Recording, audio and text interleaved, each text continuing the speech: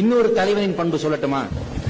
மகாத்மா காந்தி நேதாஜியை காங்கிரஸ் கமிட்டியிலிருந்து வெளியே போக சொல்லுகிறார். மகாத்மா காந்தி சுதந்திரத்தை அகிம்சையின் மூலமாக, சத்தியாகிரகத்தின் மூலமாக, மிதவாதம் மூலமாக பெறணுங்கிற கொள்கை உடையவர். ஆனா நேதாஜி அடிக்கு அடி, உதைக்கு உத, ரத்தத்துக்கு ரத்தம், ஃபைட் பண்ணி வாங்கணும்டா சுதந்திரம் அப்படின்ற தீவிரவாதம் கூடையவர். அப்ப அவரு ஜெயிச்சிட்டார். எலெக்ஷன் வச்சு நேதாஜி தலைவர் ஆயிட்டாரு.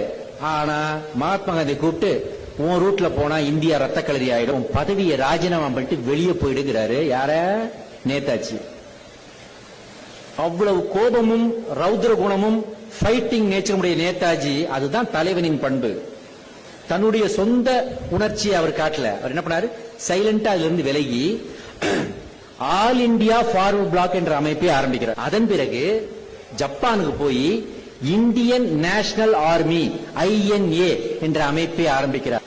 நேதாஜி சொல்றாரு, எனக்கு இன்னொரு பிறவி என்று ஒன்று உண்டென்றால், எனக்கு இன்னொரு பிறவின்னு ஒன்னு இருக்கணும்னா நானு இந்தியாவில் தமிழ்நாட்டில் ஒரு தமிழனாக பிறக்க விரும்புகிறேன்னு சொன்னார். அது ஏன் சொன்னார் தெரியுமா?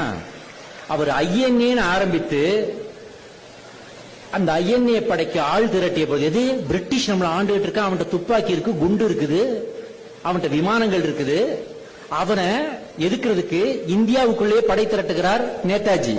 அப்ப அதுல போய் சேர்ந்தது யார் தெரியுமா? வீர குணம் கொண்ட தமிழர்கள் தான். தமிழர்கள் தான் அதிகமா போய் சேர்ந்தாங்க. என்னுடைய நிதி, எனக்கு உதவி வேணும்னு கேட்ட உடனே தமிழ் தாய்க்குலங்கள் என்ன பண்ணாங்க தெரியுமா? பர்மாவில் கையில, கழுத்துல, காதுல, மூக்கில இருந்த நகைகளை எல்லாம் கழட்டி அவருடைய பாதத்துல போட்டாங்க. அப்ப அவர் என்ன சொன்னார் தெரியுமா? எனக்கு இதெல்லாம் வச்சு நான் என்னமா பண்ண போறேன்? நான் இந்தியாவோட சுதந்திரத்துக்காக போராடுறேன். உங்கள் வீட்டில் ஒரு மகன் இருந்தால் அவனை எனக்கு தாருங்கள்னு சொன்னார்.